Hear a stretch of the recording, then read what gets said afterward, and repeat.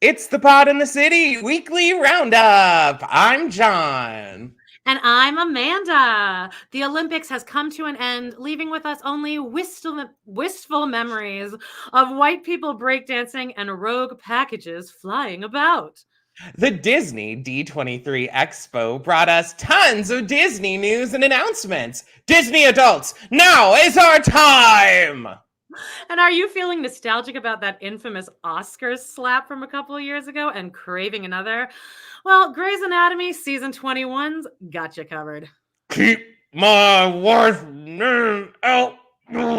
Anyway, all that and so much more on this week's episode of Pod in the City Weekly Roundup. I had no idea what impression you were doing there, but I got it now. See you. You don't what?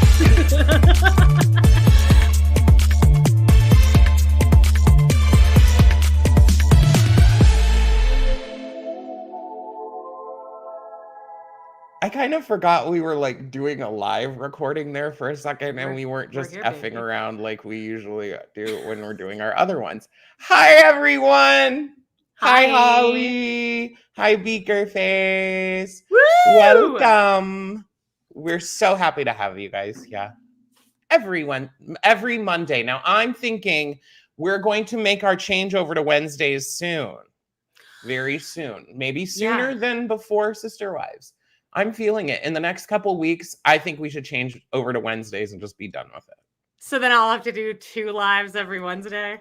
Oh, you're doing lives on Wednesdays? That's when Browntown is. Listen, you just tell me where to be and I'll show up. And why don't you switch Browntown back to Monday and then where it was before?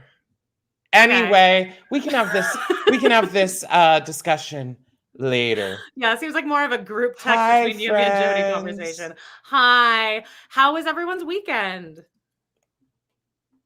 John. How was my weekend? What say you? Oh, I went and saw Cinderella. It's kind of boring, so I was like, yawn. But all right, fine. My weekend was good. I'm so ready for it to be cool here, and I'm over it. We did have fun though this weekend because we recorded a fabulous episode of Sex and the City, Season 2, Episode 11, Evolution. And guess what, guys? It's coming out on Friday. But if you are saucy enough that you would like to join our Patreon, you can go to patreon.com/podinthecity. And what's so amazing over there is that you get ad-free early access 2 days early to our Sex and the City episodes. And baby, we go in. All right. Yeah, I kind of said a lot of stuff yesterday, and I'm forgetting that was the main feed, but oh well. We did. Also, if you want to throw back up the Broad City, that one. This is the one that if you guys want to hear the follow up to last week, you can. This was recorded almost like right after Amanda went on her date, or she was going. Yeah, it was like the next day. Okay, she went on her date.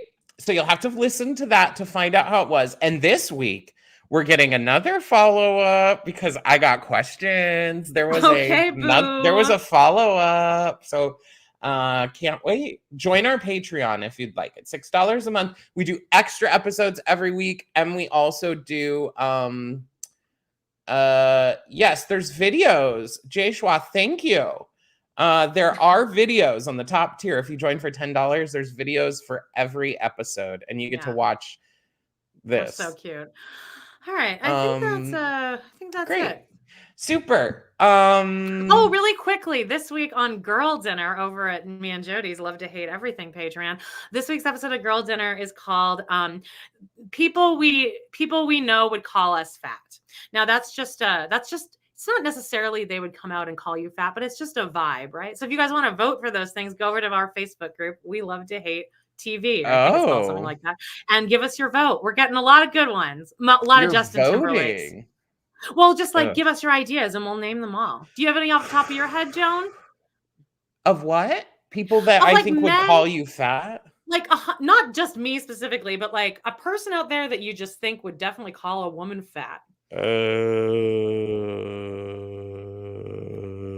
You can't think of any celebrities that you know. I'm kind of thinking it sounds almost like Blake Lively might call you fat over what I've been hearing this weekend. Anyway, I don't really know. I can't think of it.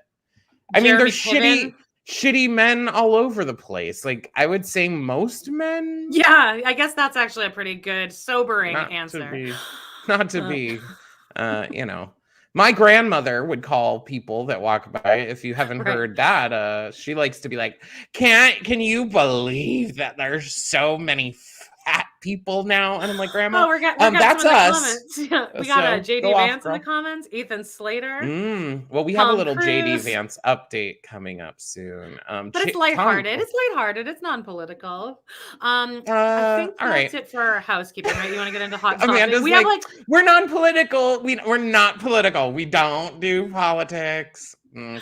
I think you all know what both of our politics are, just based on everything you know about us. Anyway, let's get into some hot topics. Okay, it's a kind of a shit show today, guys. So just go along with us. We're going for a quick ride.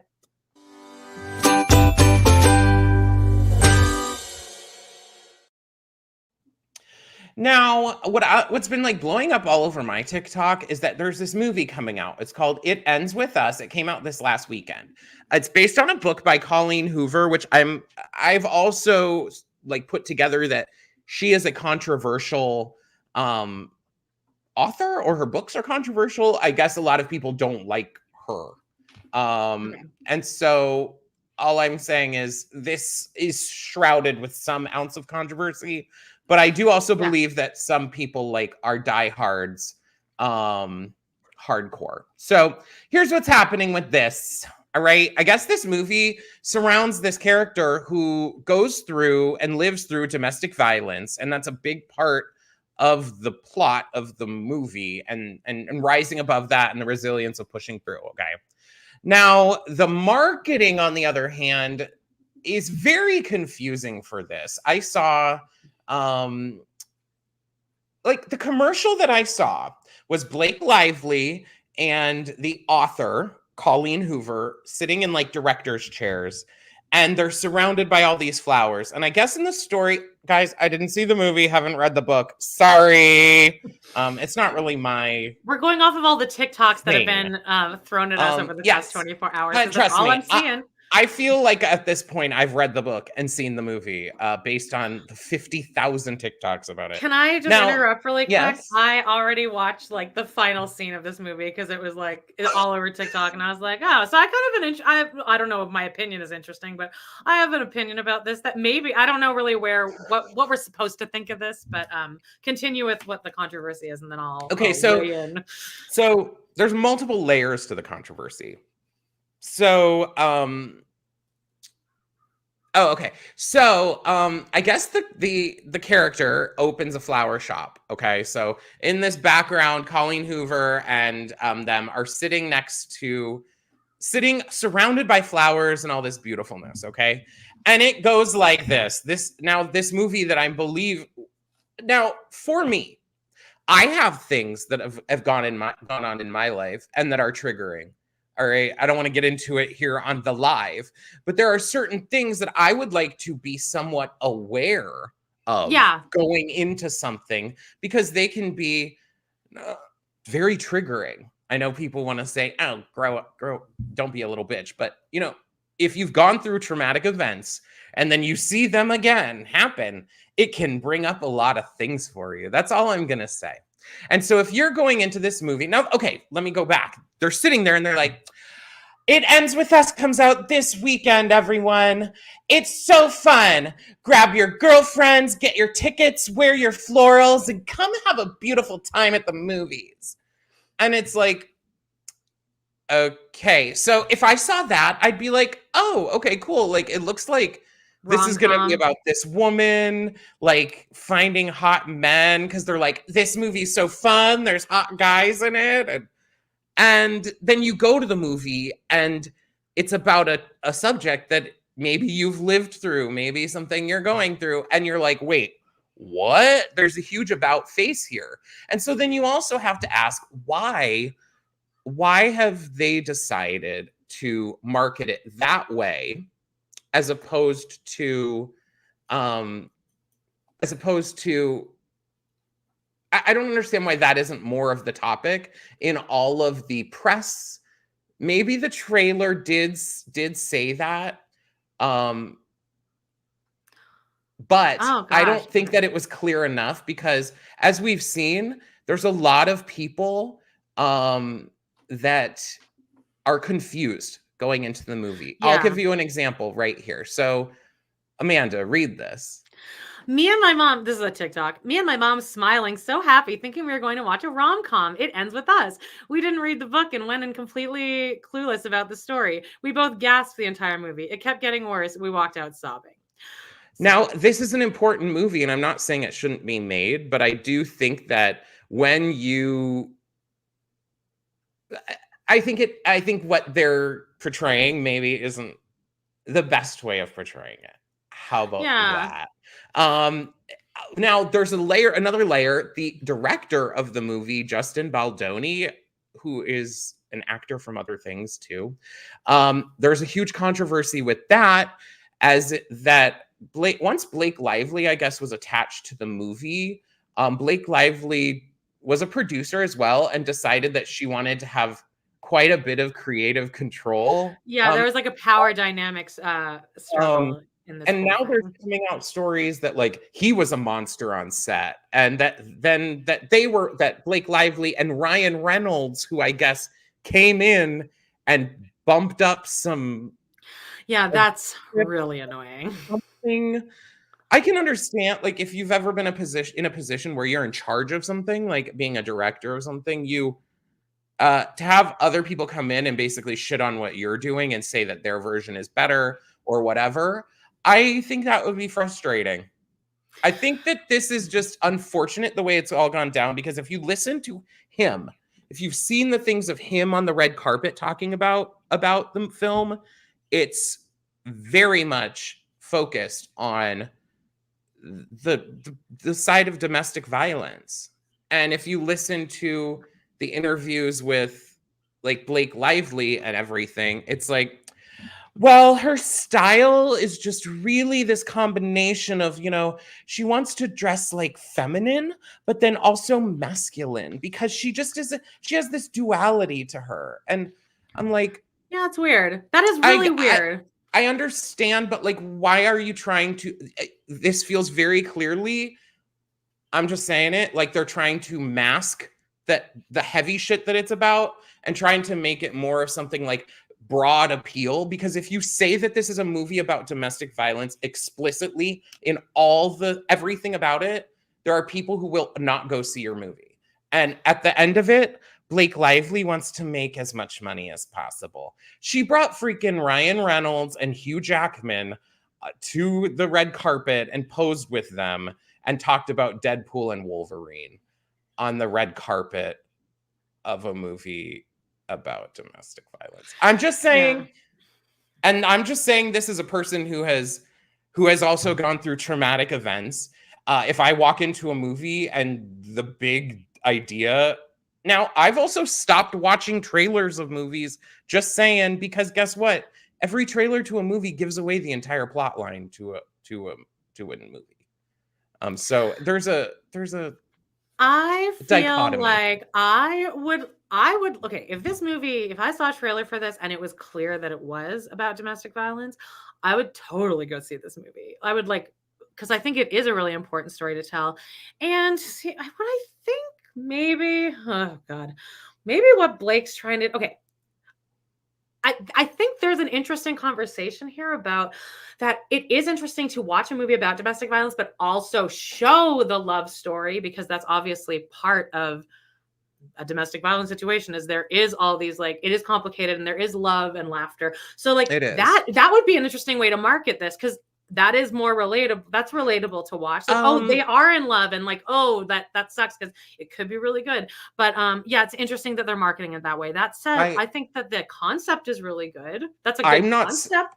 I believe movies like this should be made, of course. Yeah, but of course, I think to twist it in a way for commercial success, it's kind of annoying.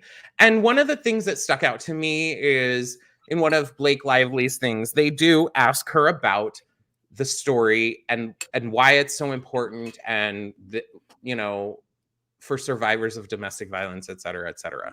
And Blake Lively's answer is like, well, it's that, this, you shouldn't let your traumas define you. Basically, like, I'm reading into this like, oh, not get over it, but in a way of like, these things don't define you. And again, as a person who has lived through traumatic events, they do define you. Yeah. As much as you want to pretend that like, oh, you know what? I lived through this thing and now I'm better. I'm better. And it doesn't define me. I've risen above. No, it's still there. You know who does that? You know who does that every day of her life? Mary Brown from Sister Wives. Oh God. That's like her whole thing. It's like, I know I've lived a terrible life, but moving forward. Yeah, she also doesn't take accountability. But anyway, are you going to see it? I might see it. I'm not seeing this because I don't think it's kind of right what I've heard that they've done to the director. I don't like that they've... I also personally, while I believe these movies are important, I'm a person that I don't want to go in there and be triggered by this. This is probably just not something I would choose to go see. Right. Not to be mean. And when I was looking, now guys, I'm a movie head, so I've been looking at the movie theaters all weekend because I want to go see. I went to see a movie, and I kept trying to see if people were going to this because I was reading that people were like, "Oh, this is going to be the biggest flop of the year," whatever. It isn't. Yeah. It was like full theaters, so there are obviously like very strong fan base for it. Anyway, now, speaking of taking accountability, I guess this last week or so, Donald Trump and JD Vance at a rally in Montana used My Heart Will Go On by Celine Dion. I'm wondering, why are we playing My Heart Will Go On at a political rally? Not sure if those, you know what I mean? It's like arguably her worst song too. So they played it, and Celine Dion later came out with a statement, and here it is. Today, Celine Dion's management team and her record label, Sony Music Entertainment Canada Incorporated, became aware of the unauthorized usage of the video recording, musical performance, and likeness of Celine Dion singing My Heart Will Go On at a Donald Trump / JD Vance campaign rally in Montana. In no way is this use authorized, and Celine Dion does not endorse this or any similar use. And really, that song... What a mic drop. I mean, Celine. I just love a touch of sass. And you know what? I just love it. A dash of... And I'm wondering too, what the fuck are you thinking? And thank you, Celine. I like when people do this. Yeah. When they're like, don't use my fucking song to do your bullshit. Thank you. Now, speaking of using someone's song and life to do your bullshit, check out this appropriating bitch. Anyway, I'm just kidding. So at the Olympics, this year is the first year they're doing breaking for a category, which is cool, awesome. I like that because it is hard. It's like a really difficult thing to do. It's a sport. This woman is the Australian representative for the sport, and she came in last place and was pretty janky. I think she got no points. I think I heard that she got 0 points. I found out that this woman, she actually is a professor of breakdancing. Yeah. And so that is kind of how she was like put into the position in this. But I've been seeing a lot coming out of people being like, this is what you get, this is what you deserve. This, like, trying to go out there and do this, and that's what you get what you deserve, lady. It honestly seems like a huge troll, like an SNL sketch. Like, I just can't believe it's real. Every time I see it, I'm equally as like, what? I was trying to give the benefit of the doubt kind of at the beginning, because I'm assuming that for this, they have like a point system where if you do specific moves, you get more points or something. I don't know how they're judging it, but I'm assuming that's how they're doing it. And I was like, oh, okay, she's trying to rack up as many points by doing like moves, but like some of the moves were literally like this. There's like no one can like, see you because the picture. Oh shit! She's doing this. She did some one little of the kangaroo hops. I mean, you're trolling yourself. I'll just say this is very in line with the systems of oppression that have happened in Australia. That's all I'm going to say. It weirdly aligns with kind of the systems of oppression. I will say that if I was this woman, like, it's like you have a choice here now. You could either go to a really dark place or you could kind of lean into it. And she's leaning in. And like I saw the first video I saw of her, she came out and the crowd was all cheering her on and she was like doing like little like kangaroo hops. And I gotta say I was proud of her. I was like, oh, okay, good. She took like the mature approach. Like you lean into it. Couple weeks goes by, no one thinks about it anymore. But like, if you're in a bad mood, you could really go to a dark spot over that. We have a lot of comparisons here to Robin Brown. Okay, so let me address that. Also, okay, I had that sent to me and Jody had that sent to us probably 50 times this week, and it was equal parts people sending it to be like, this is Robin, because Robin is a breakdancer as well. There's like this famous clip of Robin. Like at age 19, she still looks bored. You've seen you know exactly what I'm talking about. Yeah, I have. But then there's also the other 50% of people sending it to us is like, Jody, this is you, because Jody has that insane, annoying thing that she thinks that she could ballet dance. Anyone can ballet dance. She's like, I could do it with no rehearsal. I can do all of this. It's easy. And she trolls me. She sends me pic clips all the time of like people ballet dancing. She's like, not that hard. I can do it. And it makes me furious. So people are like, this is her in a ballet class. She's like, well, I have this big room now, so I could stand up any moment and just do ballet. And I'm like, I don't want you to, because first of all, then the joke is over. And then two, I feel like she's gonna successfully do it. And then I'm gonna be really pissed. Amanda, you know it's harder than that. Come on. No, but Jody's like amazing at everything. So I kind of believe that if anyone could do it, she could. But anyway, we're going to talk about that on Browntown, so that'll be on Wednesday. We'll get more into like the snark of that. If you guys have 24 hours, at least minimum a week, to listen to all of Amanda's podcasts, please do. All right, so Canada versus the world is chugging along. I did post a short about this last week, and people one of the comments, this show is awful. It's unwatchable. The production value is shit. It's all shit. Yeah, but they weren't mad at you. Oh no, not okay. No, I don't think so. Okay. No one's really ever mad at me, and if they do, I just am like, I do disagree with what people say, and then I say, my worst comment is usually back like, interesting. Yeah. Because I don't want to fight people. I'm trying to go into a love and light. I think that if we bring negativity into the world, then as we're on here being negative about everything. Anyway, I'm still chugging along on this, and it's entertaining-ish to me. There's drama. Miss Fierce Delicious is petty and annoying, and I have this weird feeling they're going to somehow figure out a way to crown her. Now, quick check-in on Camp Wanakiki. I'm sure no one's watching this, but I hope at least maybe one John person is. And John is doing his best every week to make sure a couple other people check it out too. Someone tell me in the comments if one person is watching this, put it in the comments. It's on season 6, so honey, they've had years. Sorry, where exactly? What is this on, like Tubi or something? Throughout TV. Oh, okay, so not even Tubi. No, but if you guys know, I try and support gay things. I try and support the LGBTQIA mafia. So it's all about that. There's queerness all over this bitch. This week, friends, I'm just gonna spoiler alert, and I don't even care if you have any devotion to this. Sorry. Close your ears for a second.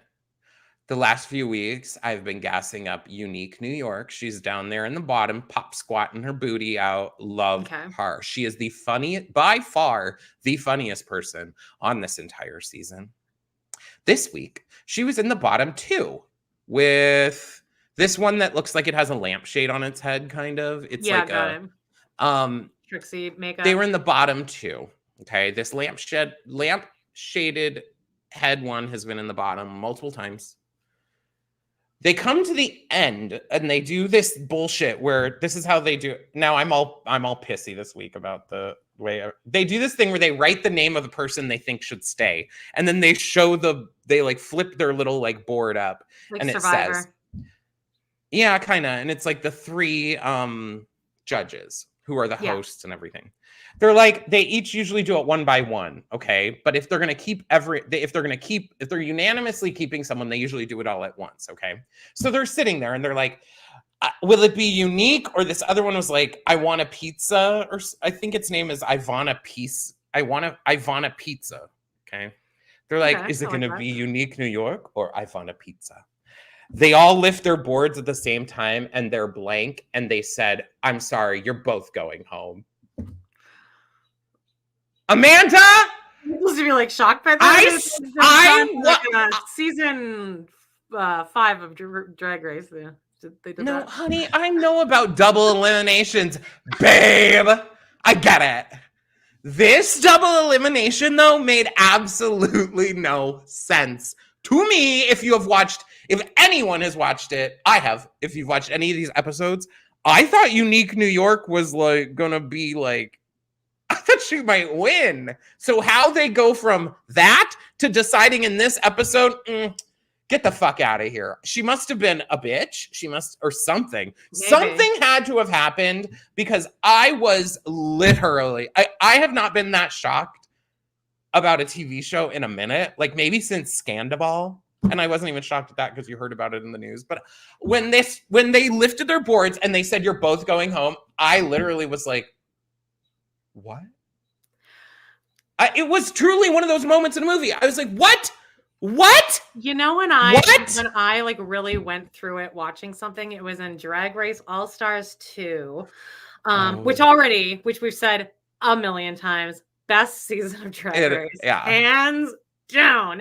And Race Chasers is recapping it now, so I actually resubscribe to them, even though they have 7,000 commercials.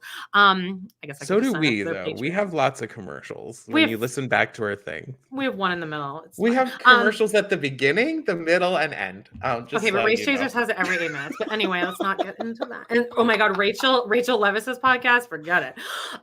Where was I going with exactly? This? I'd like to forget Alyssa gets eliminated. So already, like, it's everyone's shook. So Alyssa gets eliminated. I'm like freaking out, and then she goes backstage and she's like saying goodbye, and then the RuPaul comes up on the TV and she's like, you're coming right back. So then they do like that mirror moment where Fifi's talking shit about Alyssa, and then the mirror came, like that. The face crack of the century. That 5 minutes was a roller coaster of emotions. And I also just really quickly wanted to say, if I was on that show, I'd want my name to be Ivana Craft Dinner with cut off on Ivana Craft Dinner.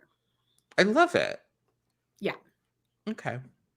Amanda watched one episode of Surreal Life Villa of Secrets. You know, you wanted to like add this as a thing. This was just part of like, I wanted Amanda to have something to talk about, because I felt like I was going to be yapping the whole time here. So. I didn't really have. I went on a little vacation this weekend with Justine, and I'll talk about it more on the Patreon. But we just watched a whole bunch of random crap. It was actually kind of a dream. But one of the things that we had on in the background was this Surreal Life Villa of Secrets, because apparently you cannot watch this in Canada at all. But I brought my computer, which is a VPN. So we got this. I don't know who any of these people are. Okay, it's Chet Hanks, which is the Nepo baby of the Hanks. You know how old he is? Like 30. Okay, yeah, he's 34, but I would have guessed that guy is like 46. Oh, really? Oh, okay. Yeah. Because he's bald. Also, it's just funny because like me and Justin were talking about that. We're like, Colin Hanks is like literally just the mini-me Tom Hanks. And I think Colin Hanks does not belong to Rita Wilson. So it's just like hilarious that Chet Hanks is like, it's like, okay, you too, but your baby is Chet. So sorry about that. Embarrassment. Then we have this girl from Fifth Harmony. Her name is Allie Brooke. Oh, right. Okay. We have Johnny Weir. Yeah, I love Johnny Weir. He's in he was in Stars on Mars, and he was in The Masked Singer as the egg. Ew, I don't know who this girl is. Oh, I think she's Jose Canseco's daughter. God, how do you know all this? Okay, yeah. I've seen this on TikTok a few times. Macy Gray, Tyler Posey, this guy who I actually don't remember who he is. He was like a boxer or something, I think. It was a name I had never heard of. And then Kim Zolciak, who this cast is pretty fucking chaotic, and I'm here for it. Oopsie. But I probably won't watch it. Well, apparently the reason that we wanted to watch it is because we heard that Chet Hanks and Kim Zolciak like hook up, like they have like an affair. They're the new Flav and are they actually gonna hook up? Because the clips I've seen, it's like him out. He's like about to have a barber come there and cut his bald hair, and she's like, "Ooh, who's that?" And they're inside, and they're like, "That's Chet," and she's like, "Oh, I think they do hook up." So sexy. Well, great. I've been. Oh shit, my fucking guys. I hate this. Mouse. The mouse. Don't ever buy one of these if you ever consider it. Don't buy it. It sucks. Real Housewives of Orange County check-in. I am sick and effing tired of this season of Orange County. They blasted this up like it was going to be hot shit, tons of drama. And you know what? There is drama, but it's all really focusing on tearing down Shannon Beador as hard as possible. Oh, I love Shannon Beador. I relate to Shannon Beador. Just in her Shannon did some bad shit this year. She did have a DUI. Etc. Right, but like that could really happen to anyone. I'm shocked that it's never happened to me in my life. But what they're doing is, we previously had Alexis Bellino, Jesus Jugs, on previous seasons, and she was always annoying and terrible. And she is now dating the former boyfriend of 5 years or something of Shannon.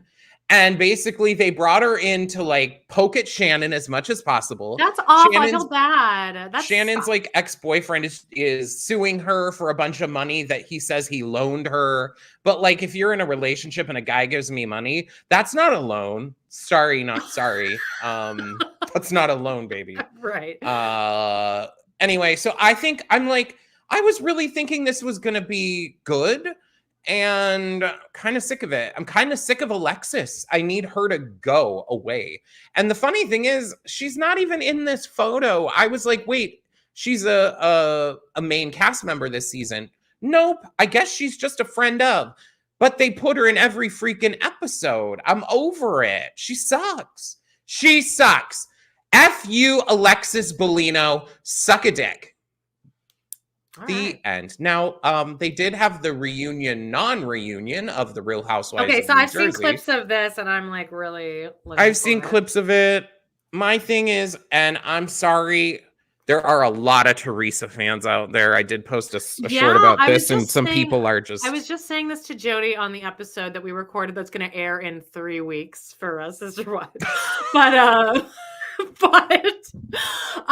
I don't watch this show, so I don't really have a hard opinion on Teresa. But after seeing how she didn't take any accountability on what Louis said about that person's son, she's saying he hopes they suffer and everything. And yeah, and Louis, all of that aside, Louis is just such a terrifying man he just seems like he should not be allowed in public with this regular people. But I'm gonna just say, I think she's awful. Yeah, she's the only thing I like about her is that Jocelyn Fox did her for Snatch Game. Oh my god, yeah. That's like literally why I have liked Teresa the whole time. I agree with you, and I think her biggest issue for me on the show is her she will not take accountability. Yeah. You could tell her the sky is blue, and you could tell her the sky is blue, and if it's someone who she hates telling her that, she would argue with you until you're dead that it's not blue. Because if she doesn't like you, if she has decided that you're horrible, she just it doesn't matter. She takes no accountability for anything. And it's left this show at a standstill The show cannot move forward with Teresa Yeah. Giudice on it. If you get rid of her, and I would say get rid of Jennifer Aiden too, but I would maybe let Jennifer Aiden have another season without Teresa, because right now agreed. she's Teresa's lackey and like a guard dog, and it's Is not Gorga's good. wife on this? Yeah, She she's there, Melissa Gorga. She's between Dolores and Margaret, who has the blonde hair. And a lot of people hate her and are like, oh my gosh, she would have no storyline without Teresa. Fine, I agree on that she probably wouldn't have a storyline, but like she isn't as awful as like Teresa is a toxic situation that makes this show nearly unwatchable. Somehow I made it through the season. I don't know, because they were saying it was going to be amazing, and it wasn't. Sorry, there's a character with a funny name involved in this, and now I can't think of, and it's like a reference. Fuck, what is it?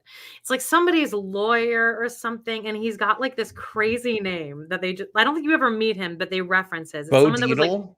Bo Dietl! Yes, that's been the whole thing is... They use he's like an investigator that Louis hired to investigate everyone and dig up information. And it's like, that is the reason this show is failing, is that's not what we want in Housewives. I'm not looking for you guys to get private investigators and dig up information about your past. I want to watch you guys go have lunch together and have petty arguments about like parties and like someone bought the same bag as I did and now I hate her. Like, that's like, go back to old days. I restarted an old season stuff. We can handle that over on Reddit, I feel. The what? Oh, like yes. Any investigation you need to do, Reddit's got it. Exactly. This shit, or like leave it to Twitter. Twitter. Well, Twitter. I don't even go on that anymore. The shit I've had sent to me this week about speculation over the Sister Wives trailer, which I meant to mention at the beginning. It has not come out yet. The Sister Wives trailer has not been released, which is insane because we are just a month away from the premiere date. And but like the things that people are investigating and like sending to me and Jody is like top tier work. Like they should be getting paid for it. Yeah, I mean, yeah. We got it. So let's get into some lighter news. This weekend or week was this Disney's D23 Expo, the ultimate Disney fan event. And if y'all know, I'm a Disney adult through and through. Amanda, I was hoping that you were kind of following this because I was away like for the weekend, and I was like seeing stuff come up about this, and I'm like, I feel like John's at least gonna kind of cover because like they were announcing new rides and stuff. So I'm glad that you did actually do your due diligence. I'm a big Disney head. I go to Disneyland at least once a year, and I would really like if I lived within 2-hour driving distance, I would go there constantly. I love Disney of all sorts.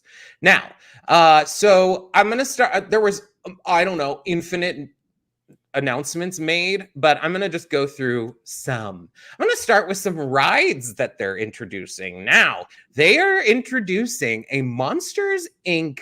land in Hollywood Studios in Florida, and they're going to have their first suspended roller coaster, and this is a concept photo of it, and it's going to go around. It's actually a really good idea because that is how the doors move in exactly the movie. Cool. So like the doors, if you're familiar with Monsters Inc., the doors move around, and do you live in Florida, Mandisha? Because I would love to go to... No, I don't know if I care about... Oh, wait, no, it's in California. D23.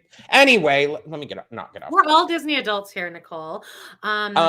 So this goes through the door factory, and it's a whole land. All right, next, they're building their first animatronic of Walt Disney, and he's going to do like a show that's going to rotate with the Great Moments with Mr. Lincoln show at Disneyland. So they're going to show that. I would have loved this shit even as a kid. I would have ate this shit up. These are something that I think is really cool that Disney does, are these like historical shows or things that like there's learning opportunity. That was something that Walt Disney was really big on in building his parks, was like learning and growing, exposure to new things. So they do really cool things. If you've ever been to Florida, at Epcot in the American Pavilion, they have like it's called like The Story of Us or something like that.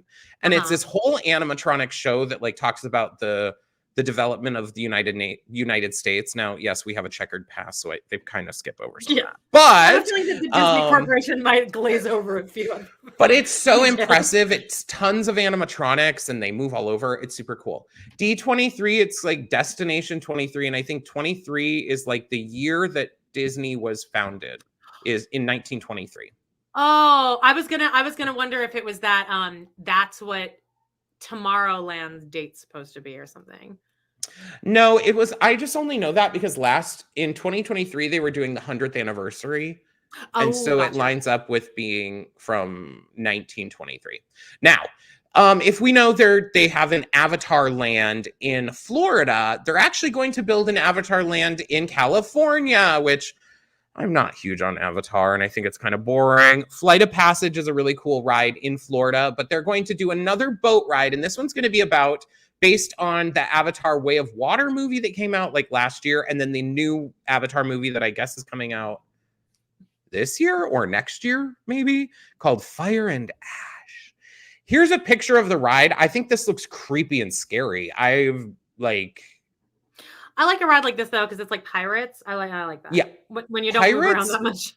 Pirates in California is one of my favorite rides. Yeah, I like rides where you're not moving around, but you're just kind of looking at things. I like that too. And it's nice and cool in there. Like it's cold. But doesn't this look creepy? I think this looks extra creepy. I know that Nick Weiger from the Doughboys podcast, he will he likes to ride the bus and the choo-choo as opposed to driving. So when he's commuting, that's what he calls the train. He's like weird. He will like when he's not sitting in silence, because he does like to also just ride in silence with his own thoughts because he's weird. The other thing he'll put on is the soundtrack to Avatar. So like the Avatar ride, sorry. So what I know about the Avatar ride is that the soundtrack is like bussin'. Yeah, okay.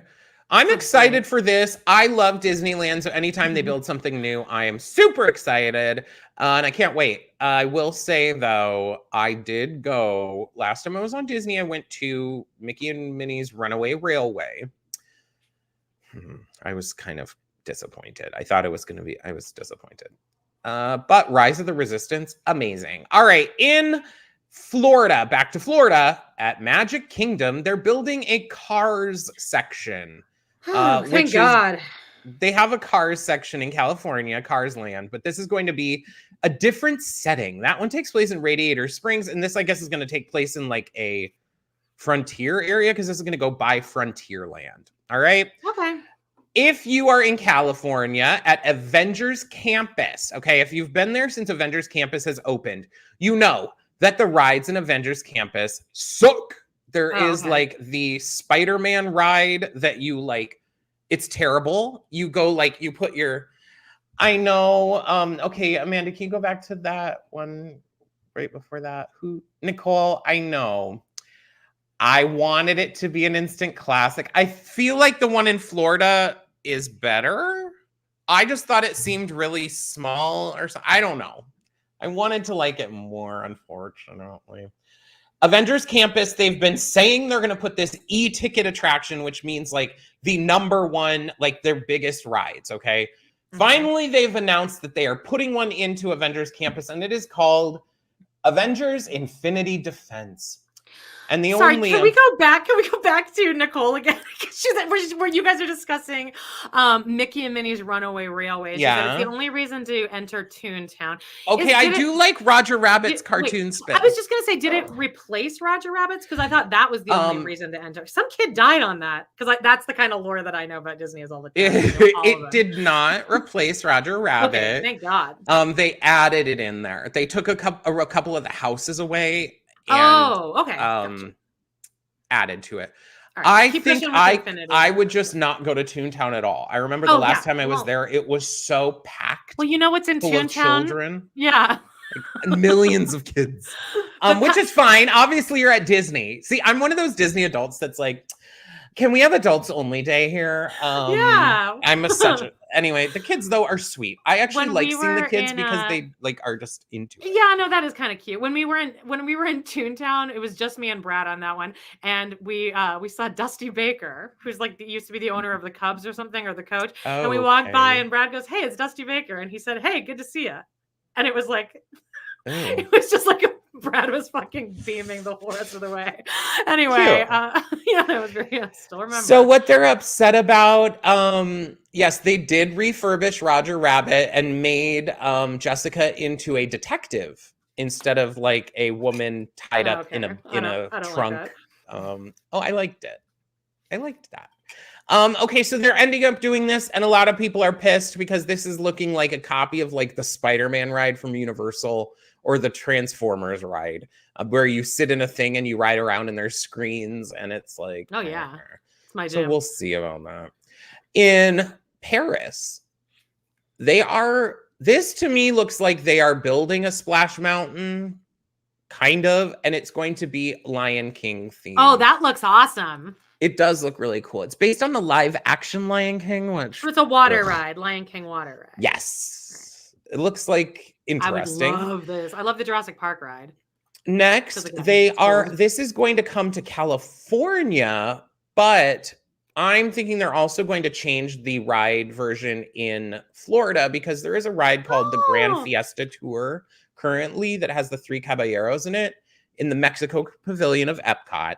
And I think that they're going to end up changing it to this as well, but they're going to build this in California, and it is a Coco ride, which I love Coco. That movie makes me bawl my eyes out hardcore. That song is so good. Remember Me? Oh yeah. My God. That is such a cute with song. The grandma at the end. Yeah, no, I can't even. I can't. It's so good. Anyway, I can't wait for this. I think it looks fabulous and cute, and I'll love it to death. Now, okay, the number one thing I am most excited about that they announced. Unfortunately, this is going to be in Florida, so I'm not going to be able to go to it like once a year, but I can go. I have family who lives in Florida. Yeah, you can go whenever you want. You can do whatever you want. They're finally doing, after years of speculation, a Villain's Land. Oh, yeah! And they've come out now saying that this is going to take up about half the room that Magic Kingdom already takes up. So this is going to be huge. They're going to have rides. If you can look deeper in this photo, it's kind of hard to see, but there's Maleficent's dragon up there. Maleficent, the dragon up there. There's a castle. There's this. I love. I love the idea of this. It's really cool when they explore that kind of stuff. I'm really excited. This is going to be in Florida. They're saying beyond Big Thunder Mountain or something like that. Now, friends, there's a shit ton of other rides too. There's going to be an Encanto ride. They're changing Dinosaur in Florida to Indiana Jones. Lots of other things. I didn't have the energy to put every single piece. I'm now going to switch into the movies that are coming. There's some new movies. What about the Grey's Anatomy part? I've been gearing That's going to be at the end of this, darling. Oh, okay. I have more announcements from the D23. Oh, this is still D23. We're not getting into your movies. No, they had movies at D23 announcement. Okay, I hear you. They finally released what the live action Stitch is going to look like for the Lilo and Stitch movie. And here it is. There was a lot of controversy around this movie as well. Who the fuck cares? It looks exactly like Stitch, right? I think this movie will probably be fine. I think I didn't see the original. I think that was the first movie I stopped seeing Disney movies. Oh my God, you should see the original. It's good. Oh my God, I love this movie. Are there songs in it? There's Elvis songs. Oh, all right. Well, they don't sing, but there's like soundtrack. All right. They also released they've released a photo of the Fantastic Four that's coming out. Okay. This is starring Pedro Pascal, yummy. And now my biggest annoyance here, all right, Minnie Jones Moan section, is the choice that they have made for Johnny Torch, I think his name is. Wait, what is this? Or no, Johnny Storm. This is Who's Johnny the Fantastic Four. Ah, Johnny Storm is the Human Torch. Okay, that's this one here on the right. They have cast that man from Stranger Things, Joseph Quinn, who, yes, I understand that people like him because he's hot and popular, I guess. But I'm going to remind everyone, I'm going to do a quick reminder of who my Johnny Storm is. And then I'm going to do a quick comparison here. And you tell me what my problem is. Here's the original Johnny Storm. Chris Evans. Back in the day. Chris Evans. All right. I think it's maybe the first time I've ever seen Chris Evans in my life. I do not recognize this man. I've really heard Amanda, he played Captain America. Oh, well, I didn't see that, babe. You didn't see any of those? No man forced you to watch. Oh, I figure some man would want you to watch at least one of those movies. To, at one point. Avengers Infinity War, and I had a panic attack. Sweetie, he's like the lead of that.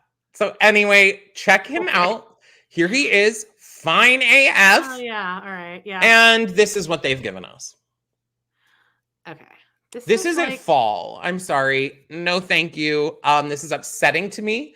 And I'd like Jesse Plemons version of Chris Evans, I feel. This is like, you know that TikTok sound that's like this, you know, see, this is what I wanted. Yeah, that's strawberry. This is what I wanted. See the colors, the thing. Yeah. And this is what I got. Yeah. Guys, the fall is hard. And now I'm going to ask and implore that movies you don't need to just cast whoever's most popular right then. Because this is not working for me. This is the guy from Stranger Things who did the thing who was like the one with the long hair. I never watched Stranger Things either. Finn Wolfhard. No, his name is Joseph Quinn. All right. People liked him because he did the Chrissy Wake Up thing. Yeah. Anyway, someone knows who I'm talking about. Next, this is a movie I'm really excited about. It's called Elio. It is an original movie. It's about this little kid who's like basically taken to space, and they believe Elio, E-L-I-O.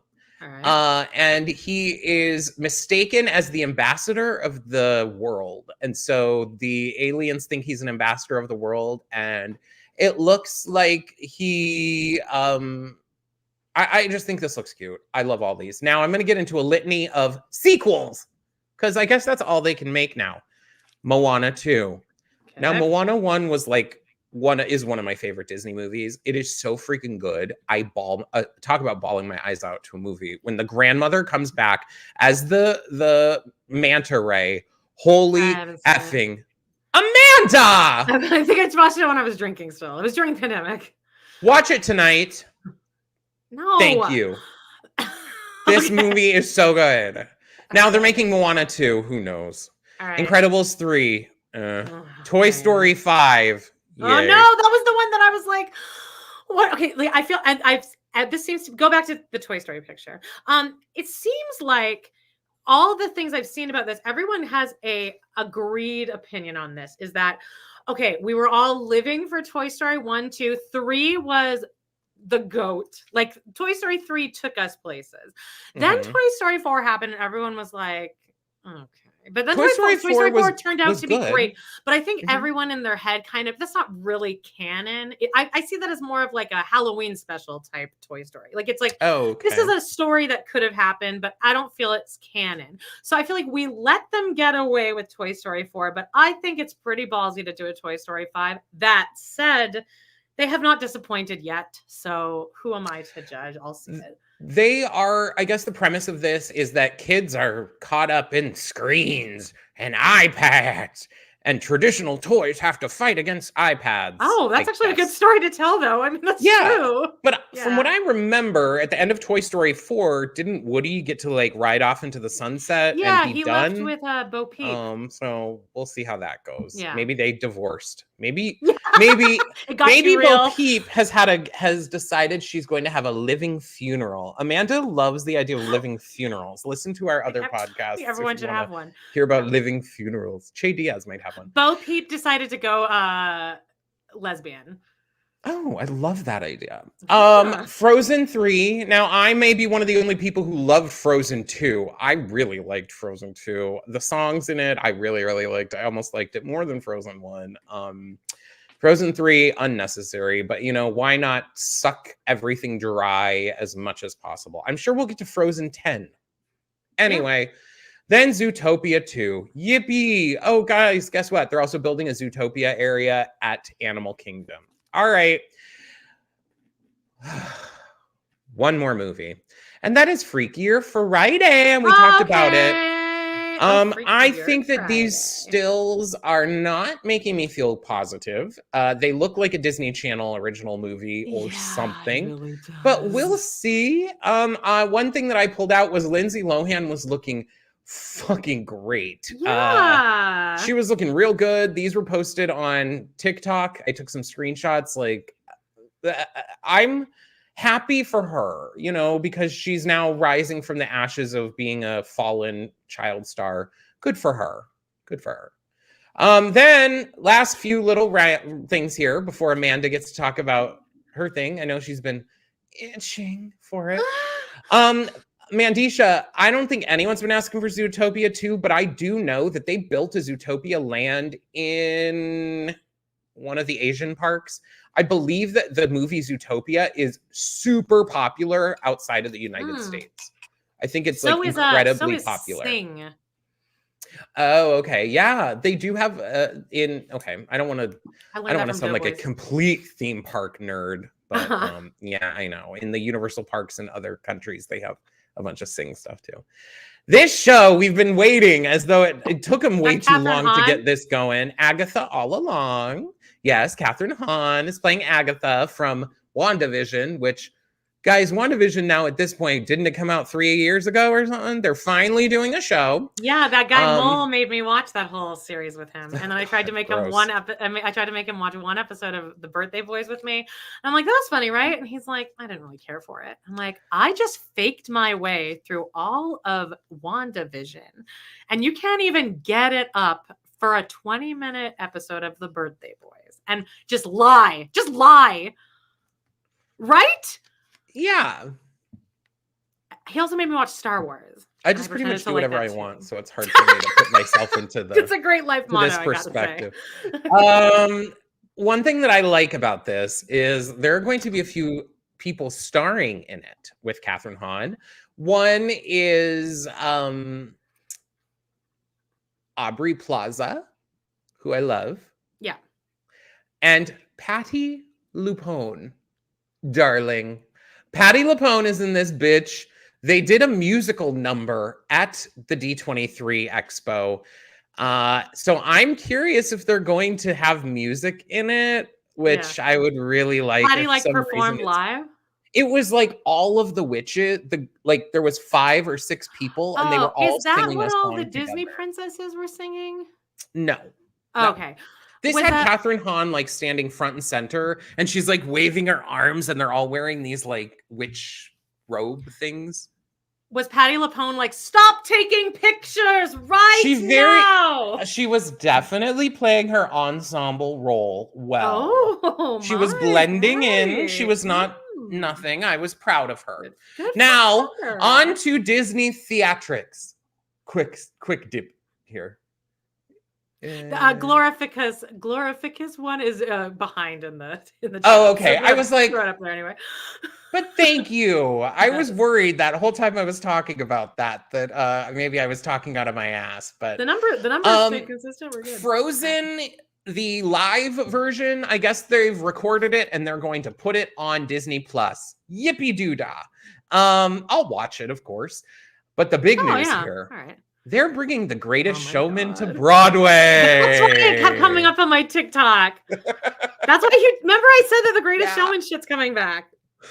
They're Amanda, I was like, what should I put on the cover? I think I'm going to put Hugh Jackman. And Amanda's like, why put Hugh Jackman? I'm like, just because I love him and he's hot and he's all over the place. Well, guys, guess what? It would have worked out because Greatest Showman musical coming to Broadway. It's a no-brainer. Those songs are really good. The songs are really good. I have a thing where I don't like the people who did them. And I think that They also are Pat, kind of annoying. Pasek and Paul? Yeah. Oh, it is. Yeah, it sounds like them. I think they're kind of annoying, and it doesn't really fit sure the setting. But I like this. We'll see what they do. I'm sure they're not going to get Hugh, unfortunately, but I'd love to see if they.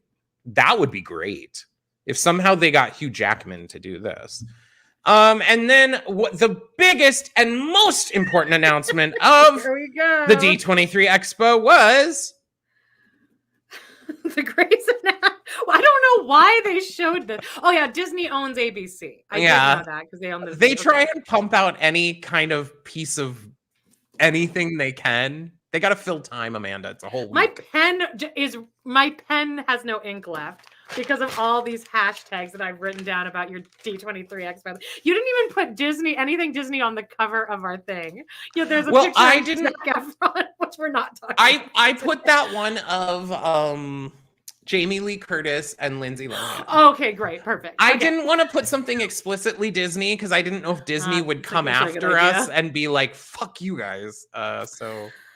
Whew, okay. Well, anyway, they showed a trailer or a teaser for Grey's Anatomy season 21, and in it, now, do you remember, John? No, I know how well you usually have your listening ears on when I. That's actually usually the time I take my 30-second break. Yeah, where you're like, "Holy shit!" Do you remember how it ended? Like what the I remember that. What's her name? What's the lead lady? Not Grey what's her name? Not Grey Anatomy. Not Meredith. What's the other one? Miranda Bailey. Yes. Okay. Her husband left for to possibly get killed at the end. Wasn't that it? Oh yeah. Ben. That's all I remember. But he survived because then Station 19 ended, so he's coming back as an anesthesiologist. We went through that. But remember, okay, so they ended with Richard, Richard's new wife who owns the hospital, and they all come in and they're like, "We're gonna quit if you get rid of this guy, that guy with the really tiny mouth." And she's like, "You're all expendable." And then Miranda Bailey comes in and she's like, "Am I expendable?" And then that's that's the cliffhanger. But anyway, in this trailer, it shows her saying, hang on, I'll just play it. And I don't care. We're not monetized yet, so I'll just play it. But here's how it starts. It's just audio. You think you guys get to this hospital, you're just another doctor. And she slaps her. Miranda Bailey slaps her. That's like a pretty big deal. I love a bitch slap. I have waited. I lie dormant in waiting for the moment that I finally get to bitch slap someone. Like, I know it's coming. There's been a few moments my hand starts itching. Does anyone else get that? Like, you just get a little tingle in your hand. Like, I just want to smack a bitch. Shove anyone. I've never done anything like that. What I want to do is a traditional smack across the face when someone says something that really sends me, and and they shut the fuck up. And someone needs to get your wife's name out of the exactly. Out the motherfucking mouth. Exactly. Okay, so anyway, so that's exciting. I mean, that gasp was the audience what at D23. Really? Yeah. That wasn't gasped. Yeah, if you heard the gasp after the slap. Let's play it again. Hang on. You think you guys get to this hospital, you're just another doctor. People are like, woo! All right, let's get into this.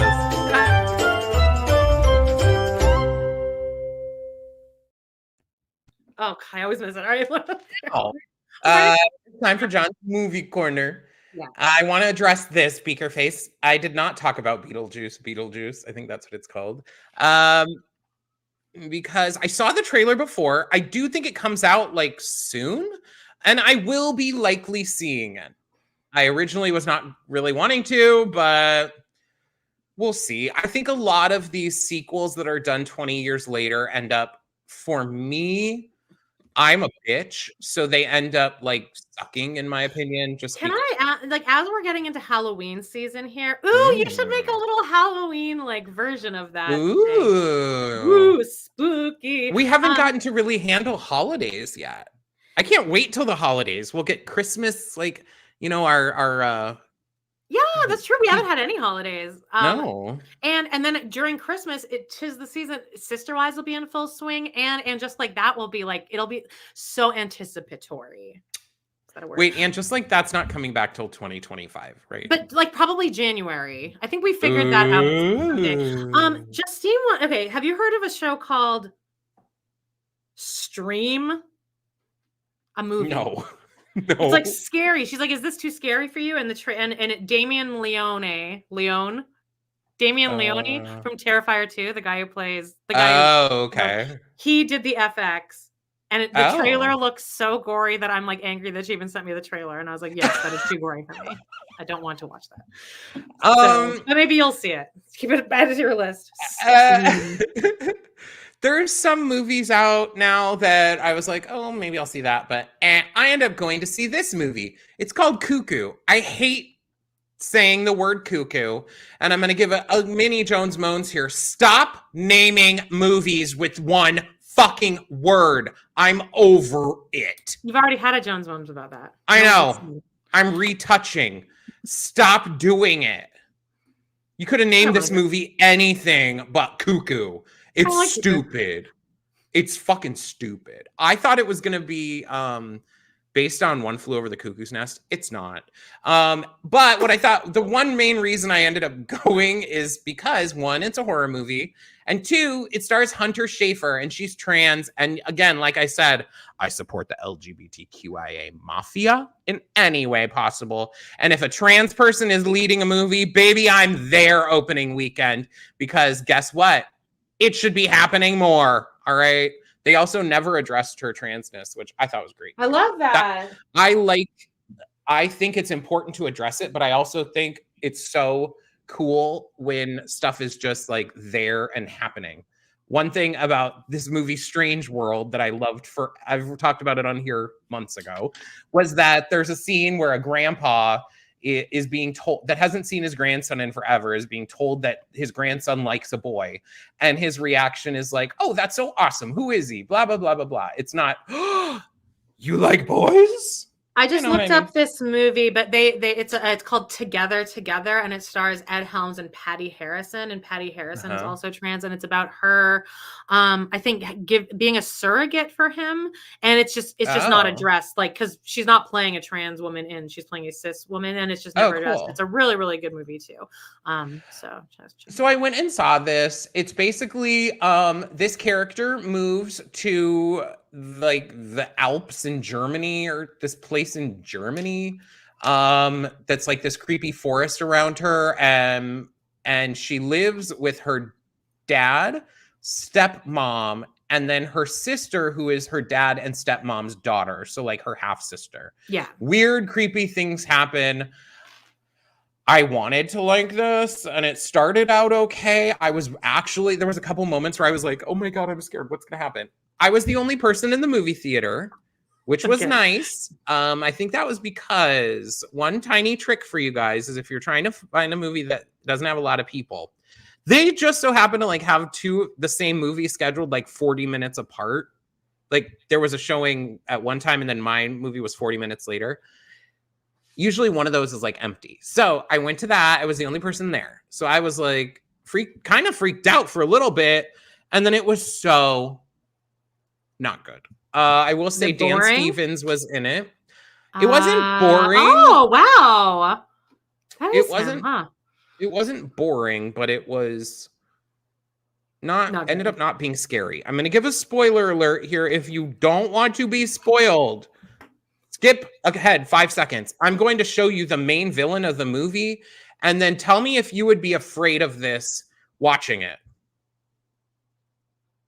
No, it just looks like the cover of Leaving Las Vegas. Not Leaving Las Vegas. Fear and Loathing in Las Vegas.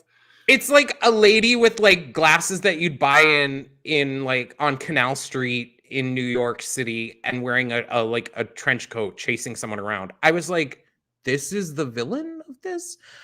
Anyway, I probably wouldn't recommend this, but if you do support the LGBTQIA mafia, go check it out. It's all right. I wanted to reveal a little piece, though. I wanted to do this is a movie that I'm going to be watching. You can stream it. I didn't realize something about this. I'd like to show you the poster now, and I'd like you to tell me what's so exciting about this movie.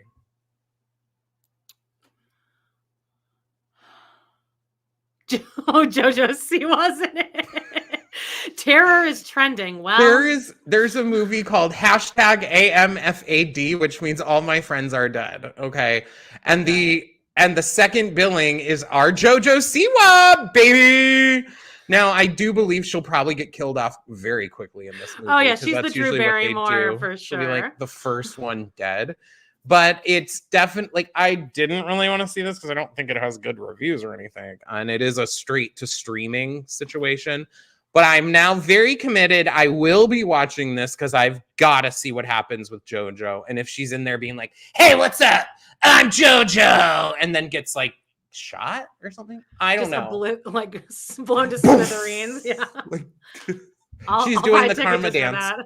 Yeah. Now, to round out our movie corner this week, there's a movie that's coming out that Amanda is dripping for. She's in a fevered, she's rising a fevered pitch for this bitch. And I'm not so excited, but I'm also concerned. Several people sent it to me though, like that this was happening. But I get up at 5 o'clock in the morning, Viviz. You gotta wake up early. No, I know. Amanda loves to text me about 5:20, some random thing, and then 3 hours later be like, why haven't you responded? Like while I'm sleeping. Wake up earlier then. Thanks, well, soon we'll be in the same time zone though. Thank God. Ooh. I still don't wake up at 5 a.m. though, love. But I've become really obsessed with blowing kisses on our I love it. Kids outside my window. Shut the great. Saturday night. It's about the very first episode of SNL. It looks promising. There's only a few names in it, and the names are like Willem Dafoe and like J.K. Simmons, and then all of the people playing the actual original cast of SNL are unknowns or like not like.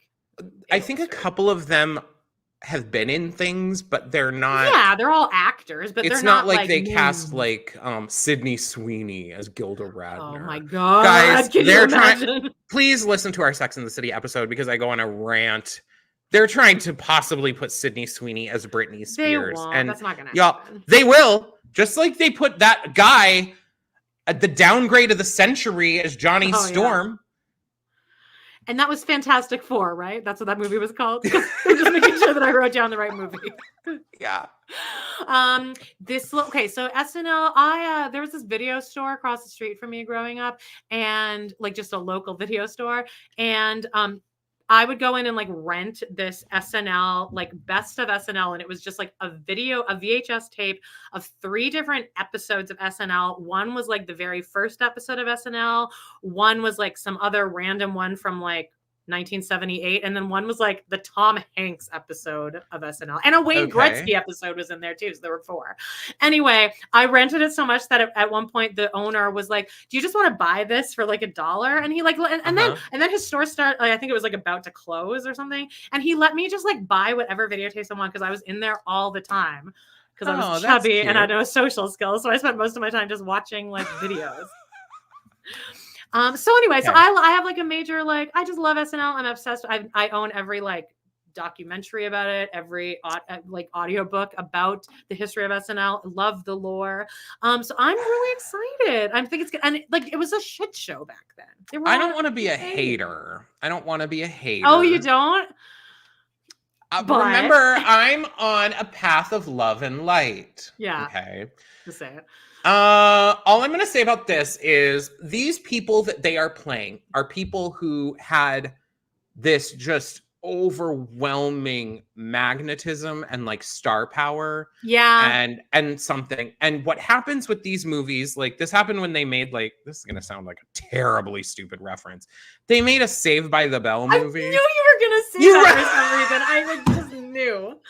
There's also a Full House movie that they made like that. Agreed. Yeah. And I've tried to watch both of those, and I'm like, I can't watch this shit because the people in it are just like a rung below the star power that the people who were, and even saying that the people in Saved by the Bell had star power, but weirdly they did. It shined through more than, so I'll be optimistic. I'm leaving this for optimism. That's why I like that they're all unknown-ish, that like they probably, and like in the trailer, it's a long trailer. It's like over 2 minutes long. And they show a lot of clips. The John, who's the one John that like, Belushi. Yeah, John Belushi. He like looks exactly like him. I'm sure I guarantee you that so many people that have been on Doughboys have like auditioned for this role. Like for sure. Like Gabrus and Mitch probably auditioned. Like, but anyway, I mean, the likeness of the guy playing Chevy Chase looks really good. They have a guy playing I was gonna say Fred Flintstone, the Muppets, Jim Henson, because the Muppets used to be like a cast member of SNL. Did you know that?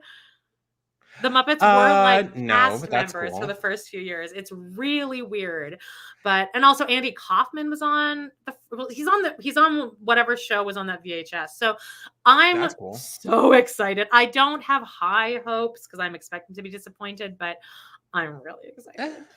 I think another, again, love and light, but I think a problem with these movies are my recollection of watching this version of SNL is very grainy looking. And then, so then when you see it portrayed in like full HD, it almost is a weird... They're asking about the Gilda Radner. I'm sorry, I just coughed. Yeah, that's the fake Gilda Radner. That is, and I looked that up and I'm like, she's like really pretty, and Gilda Radner was stunning, but also a character actress. But I looked this up and this woman is British, and that usually gives me a little bit more oomph. That just makes me think that they're probably a good actress. Yeah. This is what is happening all in Hollywood nowadays. You think they're gonna put someone who's not as hot or like just as unhot as the person they're originally playing. Yeah, I don't like they're gonna have to like sex them up, which go back to that one. Yeah, this guy, like not John Belushi or Dan Aykroyd here, but like the other main feature within the sweater vest. That's the guy he's playing Lorne Michaels. Oh, so like he's kind of the main character, and he's only 21 years old, but Lorne Michaels was actually like 29. So anyway, I don't know when it comes out, November I think, but I will be seeing that. I probably won't, but I'll be patiently waiting for Amanda's review. Tick-tock, you don't stop. Oh, too many photos here. Most of the stuff on that we've talked about today, we did actually see on TikTok, because that's where me and Joan get our news. Pretty much all my news is from TikTok. So anything you've seen is already from TikTok. So the only thing we're going to do on TikTok today is do a little hot guy roundup before we bid you adieu. So if you don't looking at cuties, we love you, and please join our Patreon. We've actually maintained and gained numbers through this. We have like a steady decline. So and I'm wondering what it is. I think it's the Disney people that are liking it. Yeah, and now all these men, it's like, no, I feel like it's. I don't think there's any men watching. I don't think there's any straight men watching this. And if you are, appreciate the beauty, baby. Give me a all right, call. She's single. This is some swimmer. He's fine. I don't know his name. But the comment someone wrote here is, what a superstar. He is so hairy. I feel like the person who you bookmarked this. Oh, probably for those. Okay, I got it. I bookmarked these for this. Yes, Thank you. Because I didn't even like this. Some of these I did like them. Like this one. This one. Yeah. This is some man, I don't know, installing stuff, but there is something to me about a back print, the like lines in the back, and like these little lines down obviously you can't see that what I'm pointing to. The little lines above the waistband that are like the dimples in the back. Oh, yeah, ass dimples. Yeah. Like that's something I've never been skinny enough to have. But oh my God, I would argue with that though, because like I don't think that that's necessarily a skinny thing. I think some people just have really pronounced those. Okay, yeah. He has them, and I'm living for it. All right. Then we have this trend of these people being like, "Hi, I think this guy's name was Kevin. Hi, I'm Kevin, and this is me before the Sparta race." I think this guy, minus even his body. His face is so cute. I like something about like a little kind of like sweetie looking face. Here's him after the Sparta race and baby. Ooh, it's like he's gained like a couple of extra parts of his. He like got all pumped. Yeah. Then we have this guy, Nico. Whatever. Here's a close up on 15. The face. Yeah. No, he does not. You don't think that guy looks 15? You think this body looks 15? I don't think his face even looks 15. I guess I wasn't really looking at his body. Yeah. And then I thought, you guys go back and listen to our Sex in the City last week because I was pissing myself laughing. It kind of went viral on YouTube for some reason. A lot of people watch that for some reason. Okay, I think it was because the title only says the name of the Sex in the City episode, and I think people were confused. Oh, well, so better. I think we should just start doing that from now on. Well, you're the one that changed it up from the original. I know. I went back and adjusted. You just have to learn things. We got a letter, which you guys, I so appreciate when you guys send us mail. Someone did complain saying that we lust over Steve too much. Old man Steve. So I do believe they were watching it just like that. They requested that we do less of that. But unfortunately, I can't do that when photos like this exist. I thought I'd just end and wrap it up with this. If you like Steve, if you like Steve, oof, baby. Anyway, oh geez, what's happening? All right, oops, God. Anyway, join us on Patreon. If you haven't already, we didn't say this once. Before we end, hit like right now. Hit like. And subscribe. Hit like. If you're watching and you're not subscribed, subscribe. Yes. And you know what? Last week, so many people listened to that's why our I like request. It over here so much. I feel so safe in this live. Please, after this is over, please, we'd love you to death if you could go back and leave a comment underneath this after it's over. Yeah, because then it shows up in the real comments. Also, if you feel like doing charity work, go join my TikTok at Open That Doll. Anyway, we love you guys. Yeah, we'll see you next week. Have a wonderful weekend. Where's that music? Love you.